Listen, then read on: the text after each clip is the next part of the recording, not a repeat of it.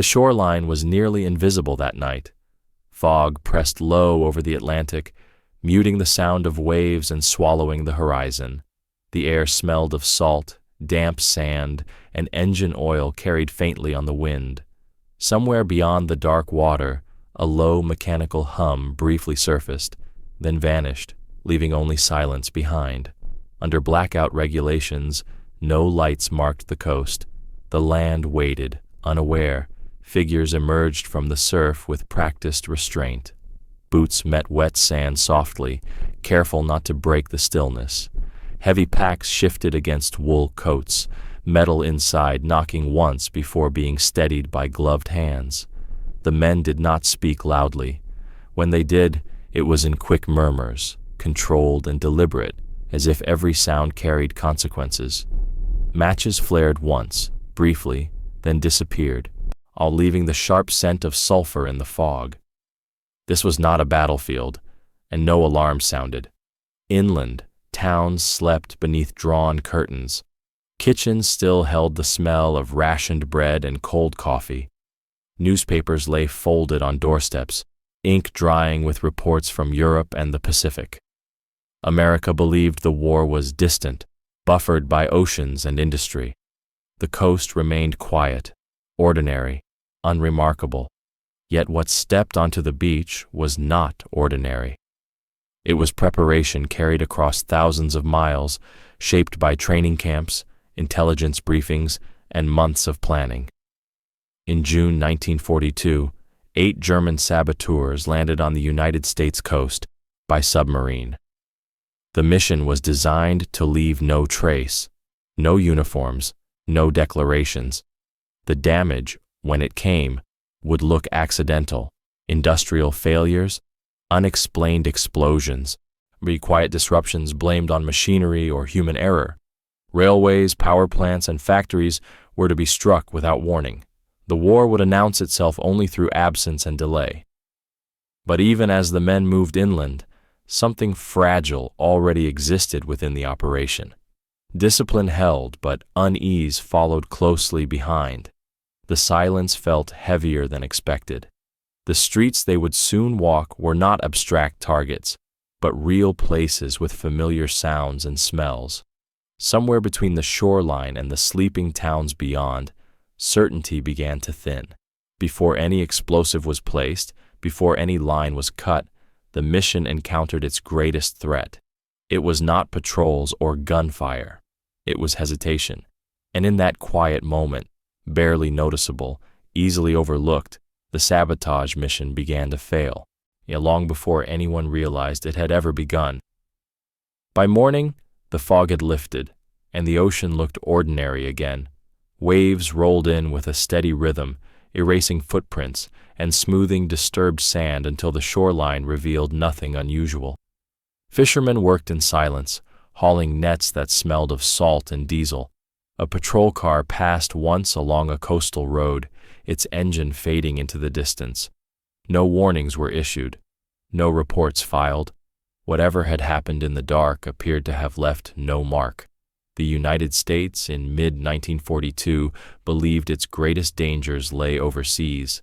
American leaders publicly emphasized that the nation's vast geography and oceans provided natural protection. Civil defense drills focused on air raids, not infiltration. This sabotage was understood as a European problem, something that happened in occupied cities, under foreign boots, far from American streets, and yet the question lingered, unspoken and unnoticed. If trained enemy agents could arrive without resistance, what prevented them from moving freely inland? Rail yards operated day and night. Power stations were guarded lightly, if at all. Factories relied on civilian workers who came and went on predictable schedules. The infrastructure of war was vast, exposed, and largely trusting. The mission itself had been carefully constructed. The operation was codenamed Operation Pastorius and organized by the German Abwehr, Nazi Germany's military intelligence service. The men involved had been trained not to fight, but to disappear, to blend, observe, and destroy quietly. Their success depended on remaining unseen, So how did such a mission collapse so quickly? There were no shootouts, no intercepted radio transmissions, no dramatic chases through city streets. The failure did not come from superior counterintelligence at the outset. It did not begin with surveillance or informants. Instead, the unraveling started in isolation, before any authority became involved. This raises a deeper question, one that defines the story. How does a secret operation fail without external pressure? How does a carefully planned act of sabotage end not with explosions, but with confessions? The answer is not found in strategy manuals or intelligence briefings. It lies in the human element that intelligence agencies could never fully control. Among the 8 men who landed on American soil, one carried more than equipment and orders. He carried memory, familiarity, a sense of place that did not align with his mission. While the plan demanded silence, routine, and obedience, something else pressed against those demands, quietly, persistently.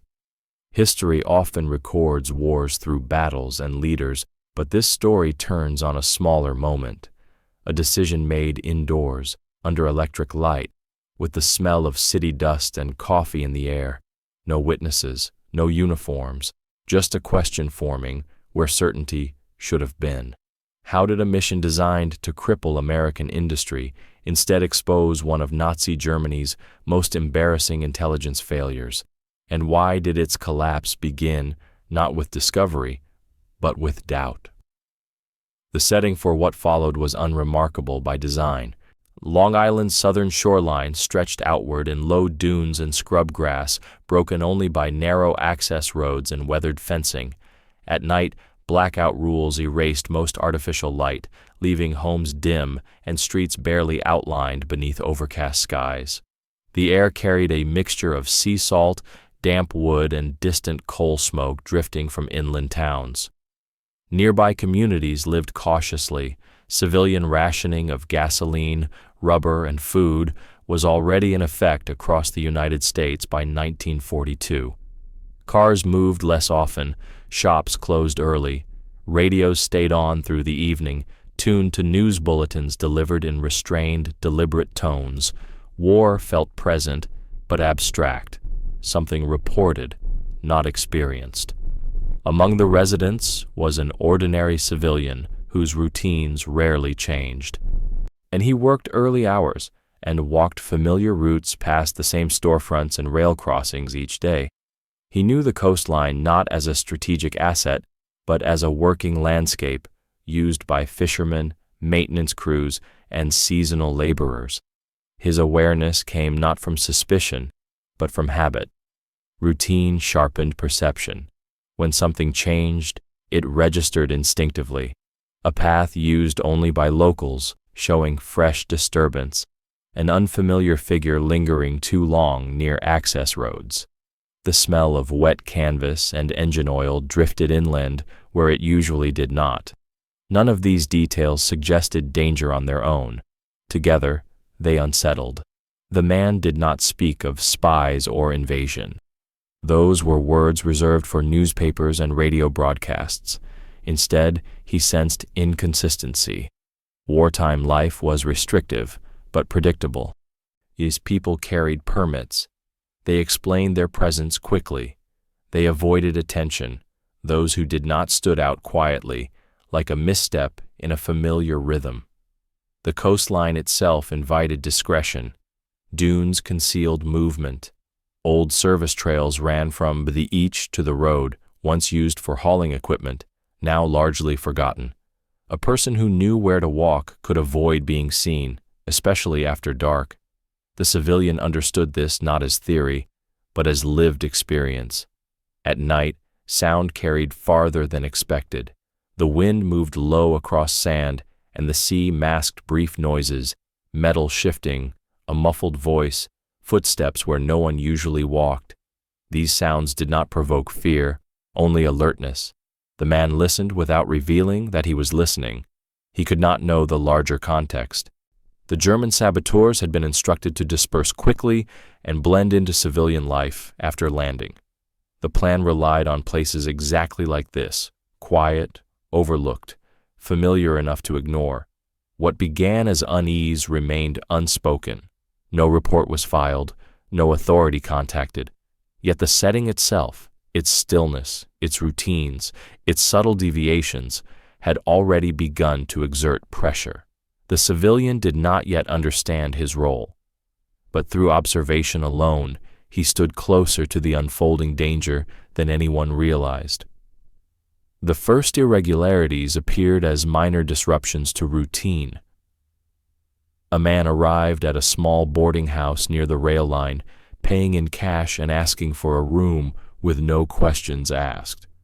His accent was noticeable, but not strong enough to place. He kept his coat on longer than necessary indoors, or as if reluctant to reveal what lay beneath. The smell of damp wool and machine oil followed him into the hallway. In nearby towns, unfamiliar faces began to circulate with quiet purpose. They did not linger in cafes or speak easily with locals. Instead, they studied notice boards, timetables, and factory entrances. Railway schedules and industrial layouts were among the primary intelligence targets of the saboteurs.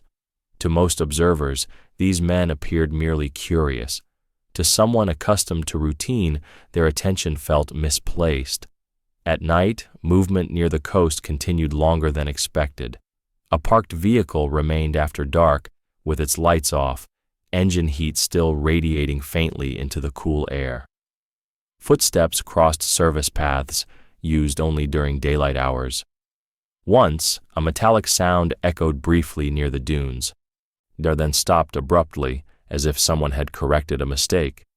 Shopkeepers noticed odd purchases, sturdy clothing chosen without regard for fashion, batteries bought in small quantities, then returned days later without explanation, a request for maps that emphasized rail junctions rather than towns or roads. None of it was illegal. All of it seemed unnecessary for civilians passing through. Inside rented rooms, the men kept to themselves. Curtains stayed drawn even during daylight. Radios were tuned low, not to music, but to news bulletins.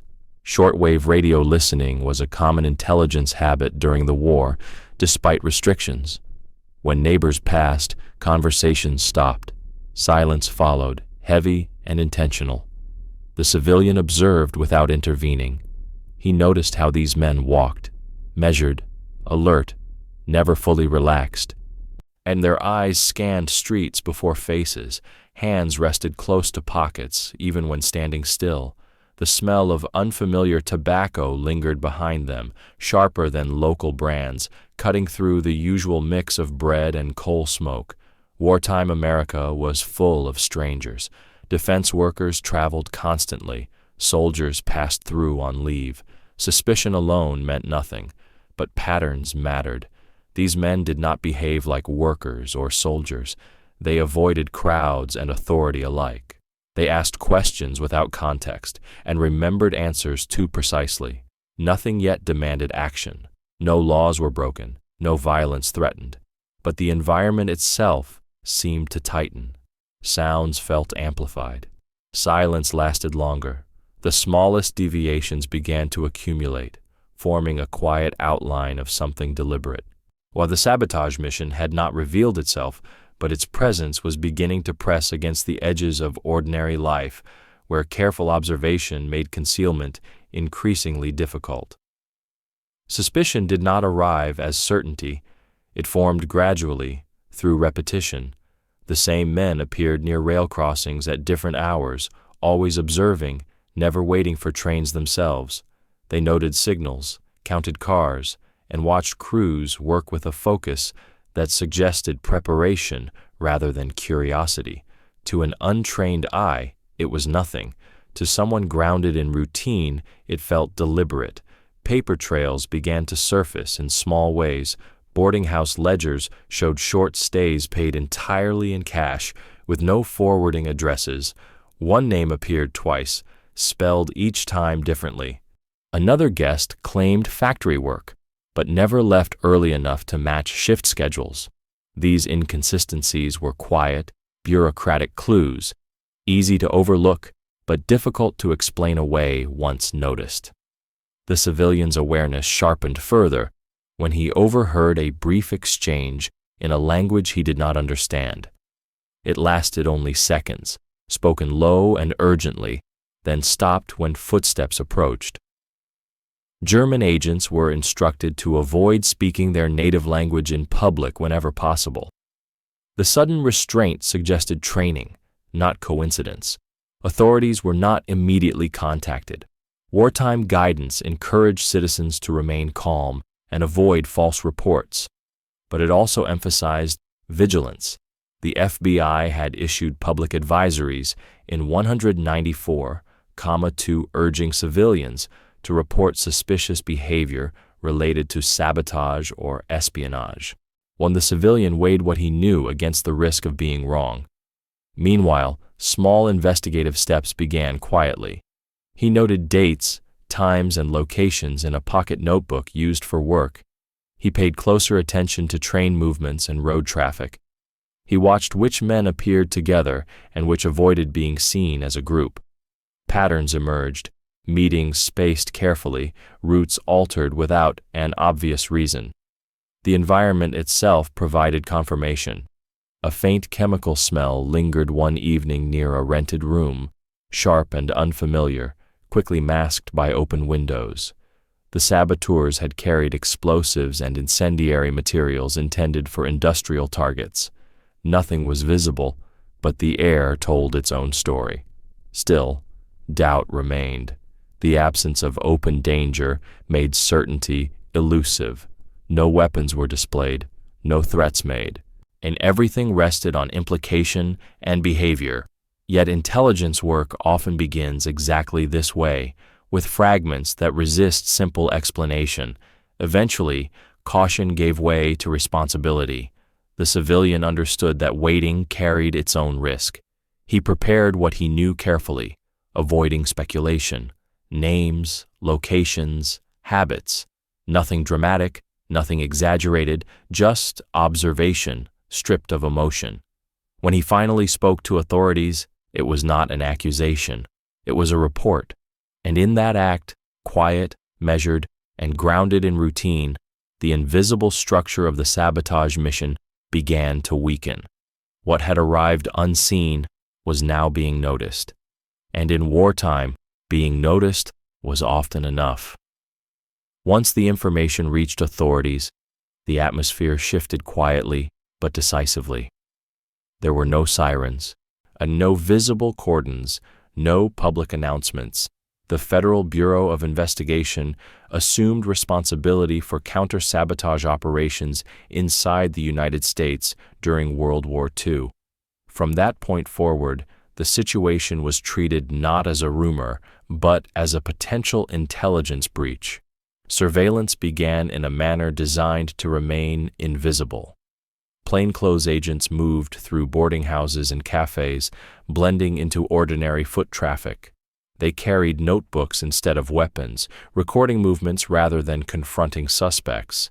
The sound of boots was replaced by the soft scuff of civilian shoes. The objective was observation, not disruption. The suspects sensed a change before they could identify it. Streets felt less empty. Familiar faces appeared too often in places where no one lingered. A man reading a newspaper outside a lodging house returned the next day, and the next. Windows across the street reflected movement at odd hours. The pressure was subtle but constant. Inside rented rooms, tension grew. Radios stayed off longer. Conversations shortened. Bags were checked and rechecked. The saboteurs had been instructed to avoid contact with each other once inland, except when necessary. That separation, once a protection, now breeds uncertainty. Each man knew the mission depended on silence, but silence offered no reassurance. The civilian, now aware of the scale of what he had observed, felt the weight of proximity. Ordinary sounds became sharper. A knock on the door echoed longer than before. The smell of oil or metal lingered uneasily in confined spaces. Even routine encounters carried tension. As if something fragile might break with the wrong word, Authorities worked methodically. Travel records were checked, immigration files reviewed, addresses verified. FBI investigators cross-referenced civilian tips with existing intelligence and port surveillance records. Each confirmation tightened the net without revealing its presence. Meanwhile, the mission itself began to fracture internally. One of the men hesitated repeatedly, delaying actions that required commitment. He walked city streets at night, passing lit windows and quiet neighborhoods. The war no longer felt abstract. It felt immediate, domestic, human. The targets were no longer diagrams. Time became the central pressure. Every day increased the risk of exposure. Every delay threatened discovery. Yet moving forward risked consequences that could not be undone. The tension did not explode outward. It compressed inward, settling into pauses, glances, and unfinished decisions. By the time arrests were imminent, the operation was already collapsing under its own strain. Surveillance had confirmed enough. The civilians' observations had been validated, and the saboteurs, trained for secrecy, now found themselves surrounded by ordinary life that offered no cover from conscience or scrutiny. The moment of discovery was approaching, not through violence, but through inevitability. The collapse did not begin with a raid. It began indoors, under steady electric light, far from the shoreline where the mission had started. One of the saboteurs, George John Dash, voluntarily contacted U.S. authorities and revealed the operation. There was no pursuit, no force, and the decision was made alone after days of hesitation and mounting pressure. Dash entered an FBI office carrying not explosives, but information. The room smelled faintly of paper, ink, and stale coffee. Outside, traffic moved normally, unaware of what was unfolding inside. His voice was controlled, but his account was detailed. Names, locations, landing sites, objectives. Nothing was withheld. The mission's secrecy ended not with exposure, but with confession. Dash disclosed that the saboteurs had arrived by German U-boat and carried explosives intended for an American industrial target. Investigators listened without interruption. They did not challenge him.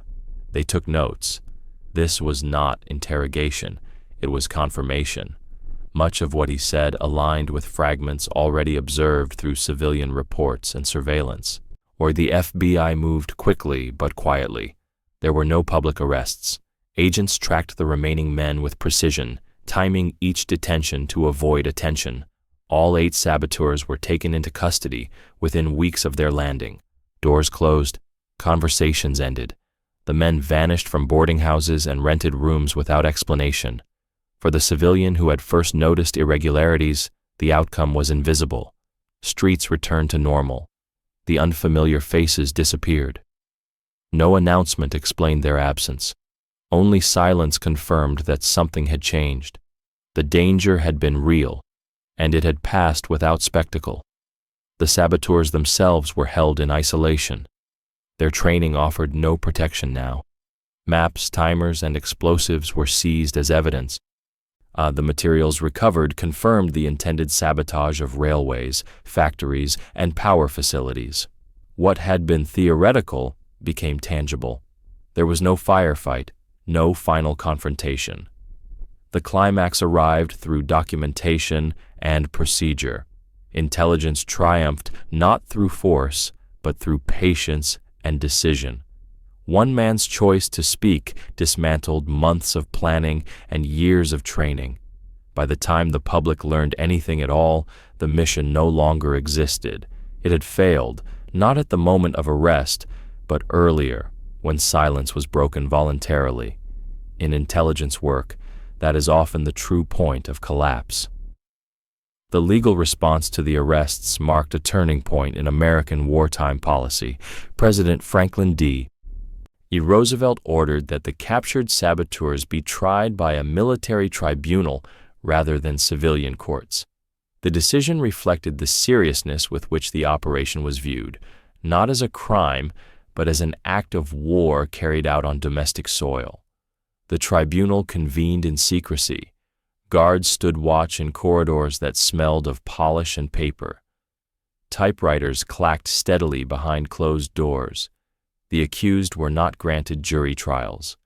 Evidence was presented in controlled sessions, drawn from confessions, seized materials, and surveillance records. The legality of the tribunal was later upheld by the U.S. Supreme Court in Ex parte Quirin, 1942. The outcome was severe. 6 of the 8 German saboteurs were sentenced to death and executed. Their executions were carried out swiftly, away from public view. No statements were released beyond official confirmation. The government intended the matter to end decisively without prolonged attention. 2 men received different sentences. George John Dash and Ernest Peter Berger had their death sentences commuted due to their cooperation with the authorities. They were sentenced instead to long prison terms. Their cooperation had dismantled the mission, and the state acknowledged this, quietly, without praise. Strategically, the case reshaped American counterintelligence.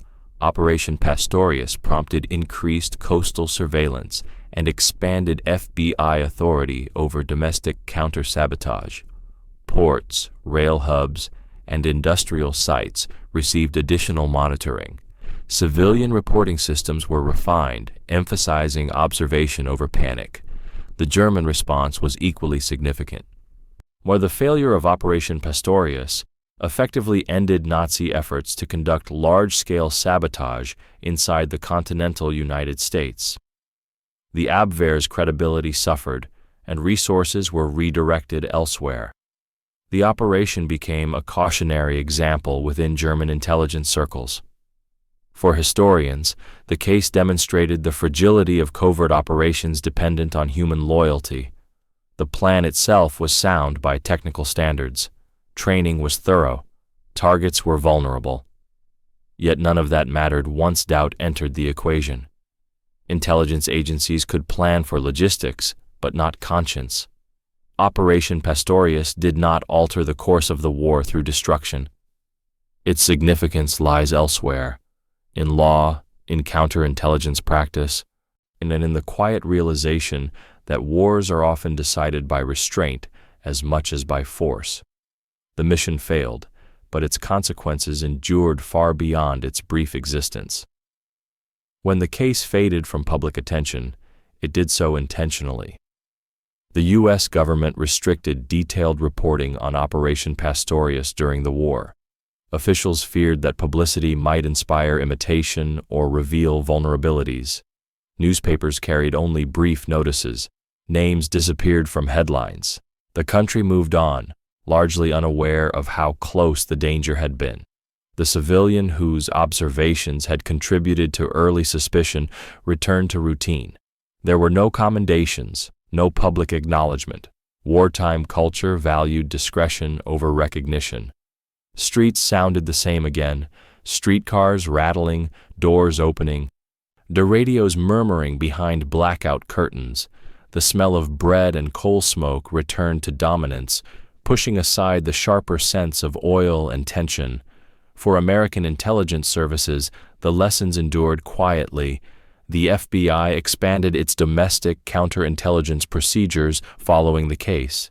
Civilian reporting became more structured. Patterns, not personalities, were emphasized. Training materials stressed patience and documentation over confrontation. The absence of violence was understood not as luck, but as success. The legal precedent lingered even longer. Ex parte Quirin, 1942, remains one of the most cited Supreme Court cases regarding military tribunals and unlawful combatants. Long after the war, legal scholars continued to debate its implications. The case resurfaced whenever questions arose about wartime authority, or civil liberties, and national security. In Germany, the failure left scars within intelligence leadership. The Abwehr's credibility declined after repeated operational failures, including Operation Pastorius. Internal distrust increased. Missions became more compartmentalized, more cautious. The lesson was clear. Technical training could not compensate for ideological weakness or divided loyalty. The story itself remained largely absent from popular memory. There were no monuments, no preserved landing sites marked for visitors. Unlike battles or resistance movements, this incident left little physical trace. Its evidence existed in files, transcripts, and testimony, paper artifacts stored in archives rather than landscapes. Yet its legacy lies precisely in that absence. No factories were destroyed, no trains derailed, and no civilians were harmed. The mission failed so completely that it nearly vanished from history. That, in intelligence terms, was the outcome authorities hoped for. Operation Pastorius stands as a reminder that wartime danger does not always arrive loudly. Sometimes it moves quietly through ordinary places, undone not by force but by observation, routine, and a single decision to speak. The war continued, industry surged, America remained intact, and a sabotage mission meant to weaken a nation ended instead as a footnote, one that reveals how fragile even the most carefully planned operations can be.